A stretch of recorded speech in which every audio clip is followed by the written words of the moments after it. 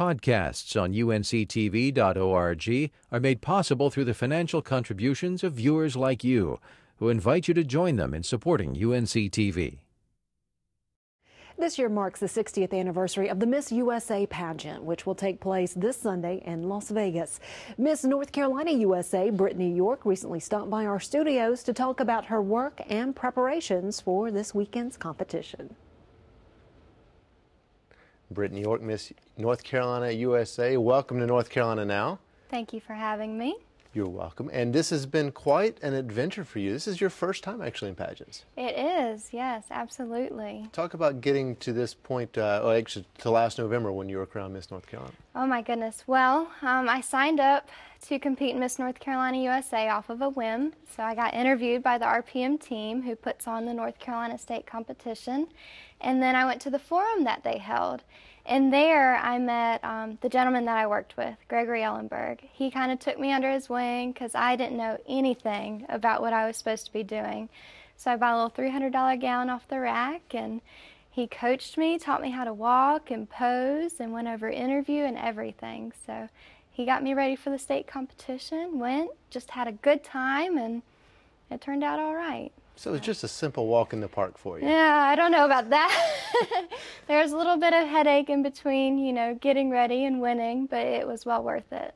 You're out of Wilmington for as far as most of your life. You were born in Virginia, I believe. Correct. But you're out of Wilmington, but now you're in Raleigh at NC State. But Yes. Classes aren't exactly being able to be taken right now because of your of what you're doing with the pageant, correct? Right. I travel so much.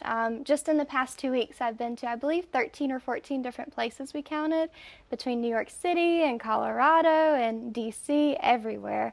So since I'm a pre-veterinary medicine major, my grades have to be stellar. They have to stay very high. So I figured it would be better to kind of take it easy this semester, focus on this while I have this opportunity, and pick back the school later.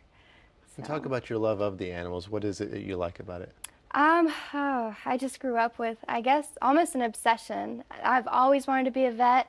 My poor parents have been so tolerant of me bringing home stray this, stray that, or collecting whatever. So I just can't really imagine doing anything else. Now, what has the transition been like from regular college student growing up in North Carolina to all of a sudden, I'm Miss North Carolina USA?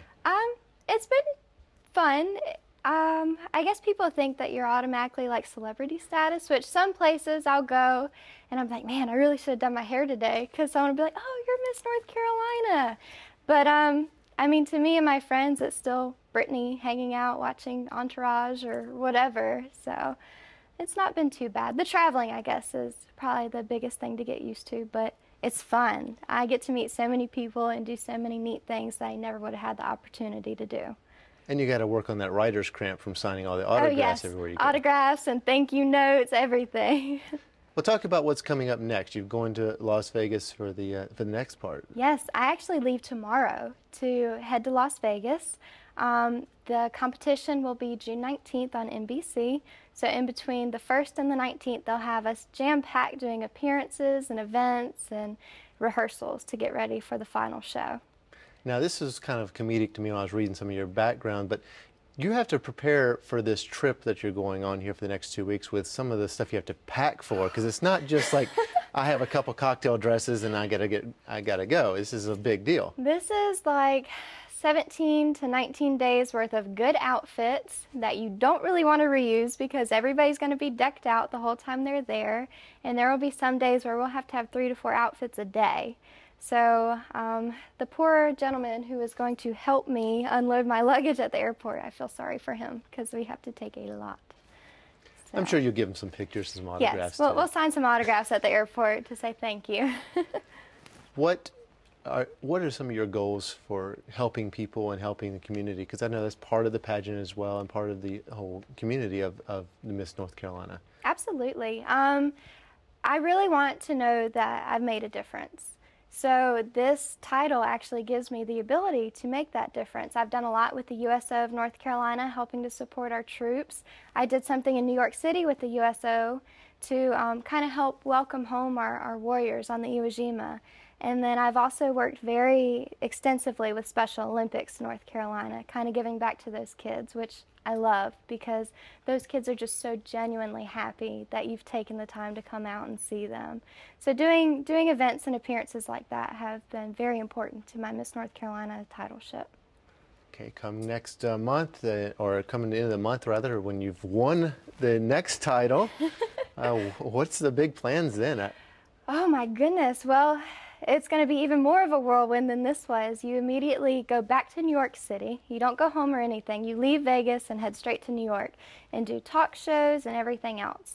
And I know the current Miss USA, Rima, she has been to Egypt. Right now she's on a tour with the USO in Portugal, helping with our soldiers over there. So it's just more opportunities for me to give back. So I cannot wait. Well, it sounds like a lot of travel, but that's not something you're unfamiliar with, it sounds like. No, not at all.